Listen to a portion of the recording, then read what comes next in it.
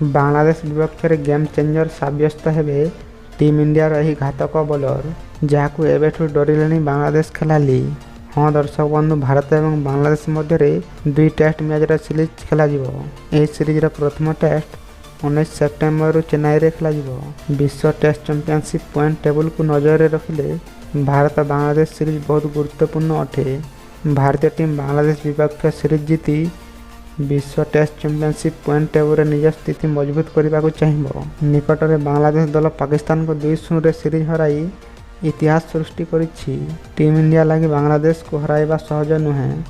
ଆସନ୍ତୁ ନଜର ପକାଇବା ସେହି 3 ଭାରତୀୟ ବୋଲରଙ୍କ ଉପରେ, ଯିଏ ବାଂଲାଦେଶ ବିପକ୍ଷରେ ଗେମ୍ ଚେଞ୍ଜର ସାବ୍ୟସ୍ତ ହୋଇପାରନ୍ତି।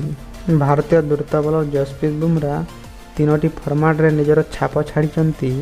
ବୁମରା ବିପକ୍ଷ ବ୍ୟାଟର୍ସଙ୍କ ଲାଗି ବିପଜ୍ଜନକ ସାବ୍ୟସ୍ତ ହୋଇପାରନ୍ତି। ବୁମରାଙ୍କ ଭେରିଏସନ୍ ଏବଂ ସଠିକ୍ ବୋଲରଙ୍କୁ ବୁଝିବାରେ ବଡ଼ ବଡ଼ ବୋଲରଙ୍କ ଲାଗି ସହଜ ହୁଏ ନାହିଁ। ମାତ୍ର ଏହା ଦେଖିବା ମଜାଦାର ହେବ କି କିପରି ଭାବେ ବାଂଲାଦେଶ ବ୍ୟାଟର ଯଶପ୍ରୀତ ବୁମରାଙ୍କ ଠାରୁ ପାର ହୋଇପାରିବେ। ବୁମରାଙ୍କ ବ୍ୟତୀତ ମହମ୍ମଦ ସିରାଜ ଏବଂ ଆକାଶଦୀପ ମଧ୍ୟ ବାଂଲାଦେଶ ବ୍ୟାଟରଙ୍କ ପାଇଁ ବିପଦ ସାଜିପାରନ୍ତି।